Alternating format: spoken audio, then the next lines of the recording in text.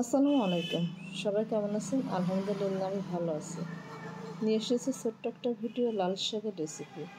শাকটা কেটে 4-5 বার ধুয়ে নিয়ে তারপরে কড়াইতে দিয়ে আমি পরিমাণ মতো লবণ, হলুদ এবং কিছুটা পানি দিয়েছি। আমি শাকটা যদি ধুয়ে সাথে সাথে দিতাম তাহলে পানি দেওয়ার প্রয়োজন হতো না। শাকটা আমি 1 ঘন্টা আগে ধুয়ে রাখছি। শাকে একটু পানি ছিল না, তার জন্য পানিটা দেওয়া দিয়ে ঢাকনা দিয়ে রান্না করছি আদা সেদ্ধ না হওয়া পর্যন্ত, প্রায় 10-12 মিনিট। আদা সেদ্ধ হয়ে এলে কিছুটা কাঁচামরিচ এবং কিছুটা পেঁয়াজ কুচি দিয়ে দিচ্ছি। দিয়ে আমি আবারও নাড়াচাড়া করছি যতক্ষণ অবধি পানি না শুকায়, ততক্ষণ শাকটা নাড়াচাড়া করতে হবে যেন নিচ থেকে লেগে না যায়। আসলে শাকটা সবাই রান্না করতে পারে, তারপর আমি যেভাবে রান্না করছি শুধু আপনাদের সাথে শেয়ার করছি।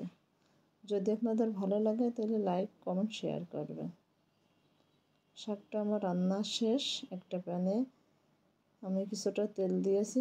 তেলটা গরম হয়ে এলে কিছুটা রসুন কুচি এবং 2-3টা শুকনো মরিচ দিয়ে দিয়েছি। শুকনো মরিচটা দিলে শাকের ফ্লেভারটা ভালো আসে, দেন তার জন্যই দেওয়া।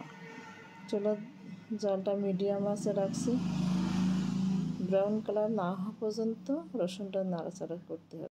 রসুনটা ভাজা শেষ, দিয়ে দিচ্ছি সিদ্ধ করা শাকটা, দিয়ে 3-4 মিনিট পর্যন্ত নাড়াচাড়া করব।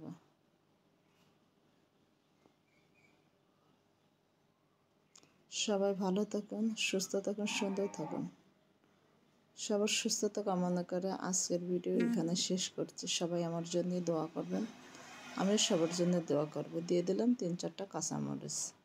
এটা অপশনাল, চাইলে দিতেও পারে নাও পারে, কিন্তু আমার মরিচ পছন্দ, ওই জন্য আমি একটু বেশি করে মরিচ দিই।